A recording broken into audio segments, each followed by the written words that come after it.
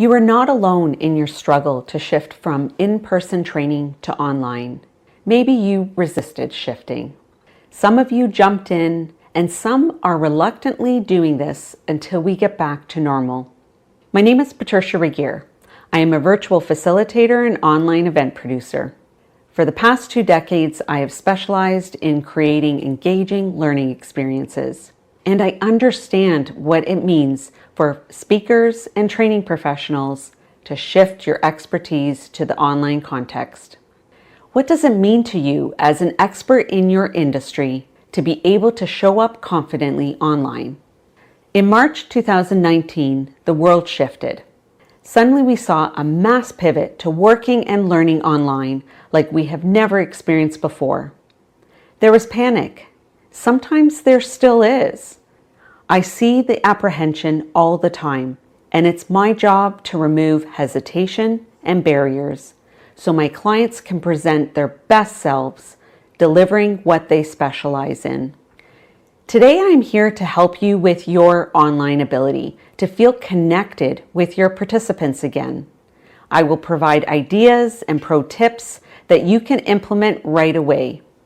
We all know that technology is ever changing, and even though it may seem like the learning curve is never ending, we can all confidently show up online. So let's get to it. Imagine you are opening up your PowerPoint slides, you have music ready to get the group excited, your activities are prepped, and then you turn on your camera, mic, and open the online meeting room. We've all been there in that moment when it's go time. Getting set up for an in-person workshop was different. That context included distributing markers on the tables and flip chart paper on the wall. The process of adapting what you used to do to prepare and lead a workshop and shift that for the online space is like learning a new language. You need to understand the tech and how to run an activity in a virtual context. For example, understanding the online logistics of placing people into breakout rooms or teaching them how to annotate can feel overwhelming at first. Or maybe you work with a producer and need to spend time practicing the flow with them. But you have already done a fantastic job adapting to this new space. Now it's time to check which details can be improved. These quick pro tips will boost your confidence and help you turn an audience into participants. One way to build excitement and knowledge about an upcoming online workshop is to go live. Getting on camera can feel weird, but it's a great way to record something for people to watch later or join you in real time. Sometimes when you hit that go live button, there isn't anyone watching. One day I found out about a new option in Zoom and I was thrilled. I hit go live on Instagram and shared my excitement. This promoted that I was going to create a video tutorial about the new update soon and told people to stay tuned. Then I couldn't find the end live button when I finished. But this just added some humor and vulnerability. It's part of the magic when you are live and are demonstrating the shift to online. We don't need to be perfect. We just need to do something that we have never done before. This ongoing learning can inform how we engage our participants, and it helps us understand their perspective when trying something new. The promotion of your event, workshop, or training session can build participants' readiness for the learning. One person who watched that live video told me later that my excitement got her excited to try out the new feature. Jumping in to share your enthusiasm in the moment, whether you go live, press record, write a social media post or blog, can engage your participants before they decide to sign up for your workshop, and it motivates them to show up. One day when I was getting ready to produce for a client, my modem stopped and restarted out of nowhere. This made my heart drop as I thought, what would happen if this occurred during the workshop? I have power backup systems so that we're not interrupted, and if the internet provider had issues, I could switch over to my data. However, when the internet stops, it drops me as host. Has that ever happened to you? It's not fun. The meeting will continue with the co-host, but I didn't want to be embarrassed by the situation of a speaker not knowing how to let me back into the meeting. There was no time to call the internet provider because my facilitator was about to arrive. So I decided to log into the meeting from my cell phone as another backup device with the data turned on. I knew this could cost me some money, but I couldn't let the worst scenario occur.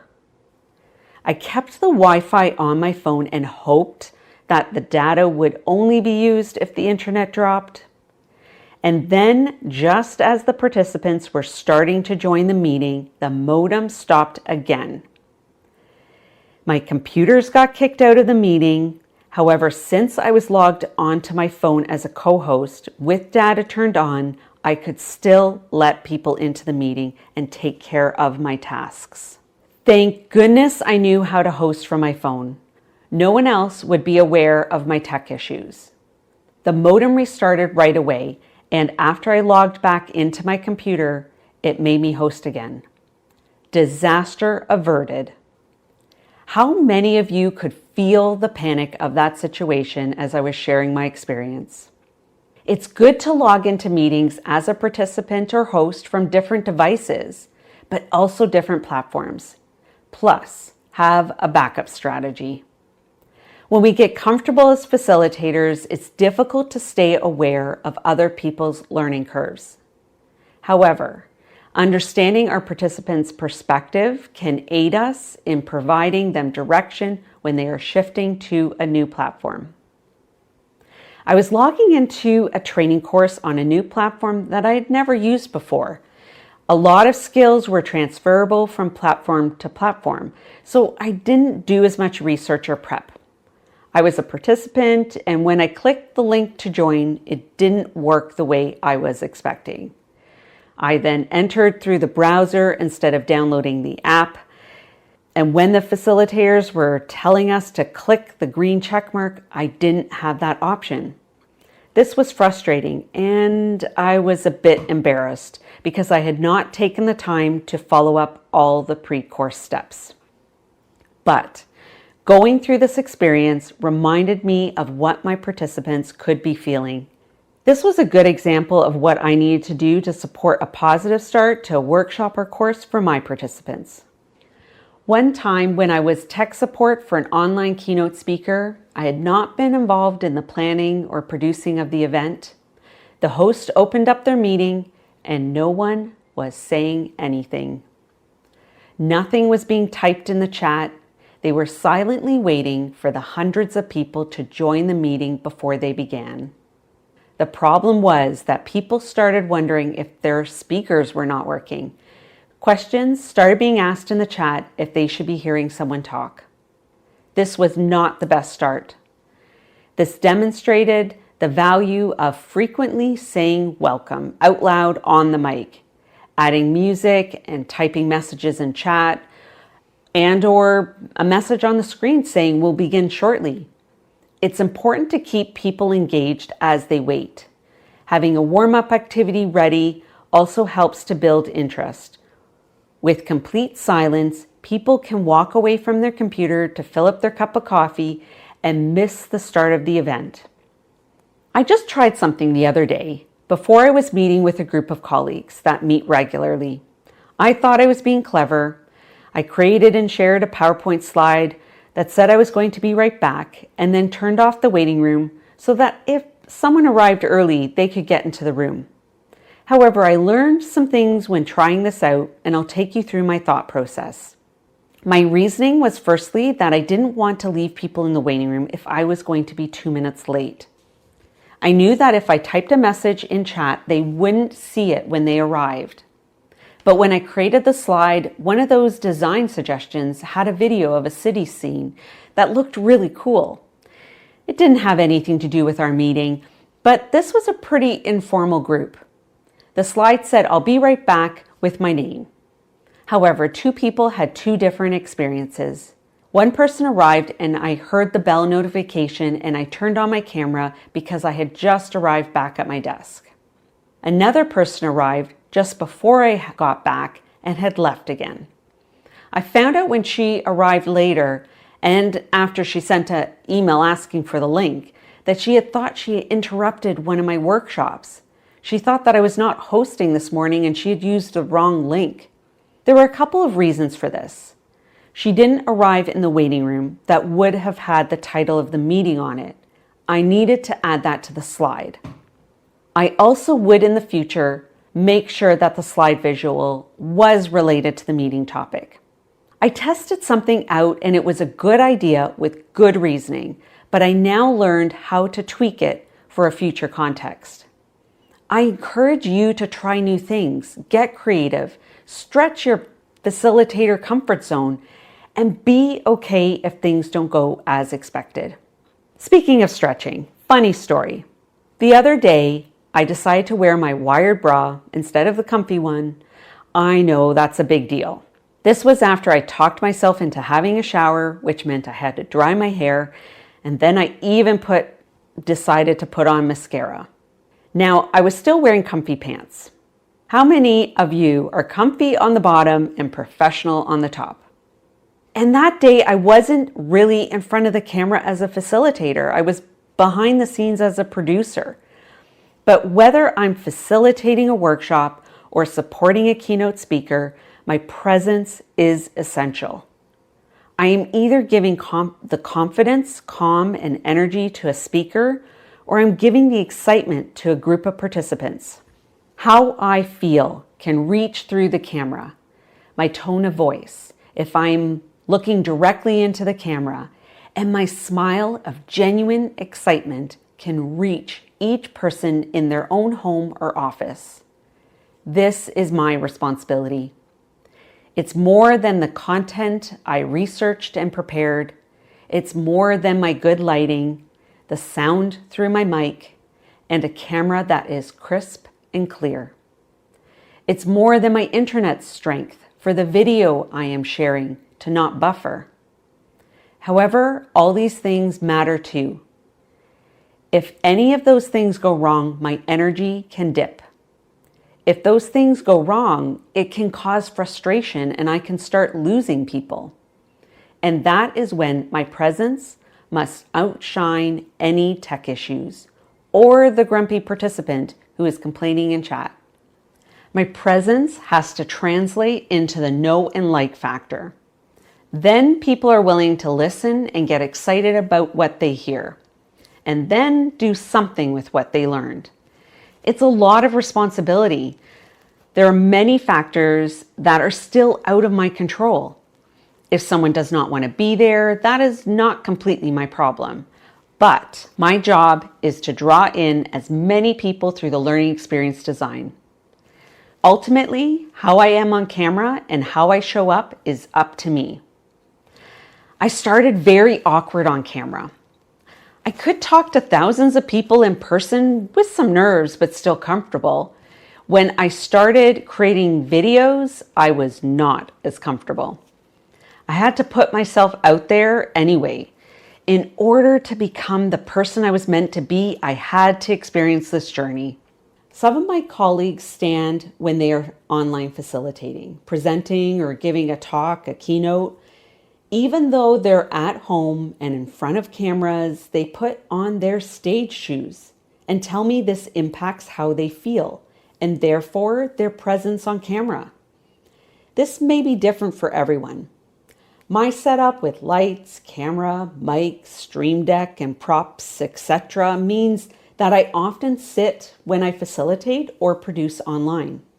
I may still be wearing comfy and stretchy pants, but my top is professional and I am comfortable. My energy and excitement when facilitating comes through the computer and people can feel it. When I started filming YouTube videos, I felt awkward and that came through the camera. However, that first feeling of being out of my comfort zone was okay because the more I got in front of the camera, the more comfortable I became. It was the only way to improve. I had to put myself out there. Hot bonus tip, and there are many in the book. The more you try, learn, and play with a new engagement tool or platform, the more you can get past the uncomfortable zone and get into the creative zone. You know, sometimes when people are forced to work on a new platform, there is resistance. I was producing for a fantastic facilitator, and they preferred to work on one platform that they were most comfortable in. The platform we were using provided additional tools for engagement. However, their client group was more familiar with a different platform. And unfortunately, when their host was providing some words of welcome at the beginning of the session, they began to complain about the platform. This was not a great start to the learning experience. Beginning with a negative tone does not set up everyone for learning success. Keep in mind that if a group is resistant to the change of a different learning platform, you may need to manage complaints and negative comments.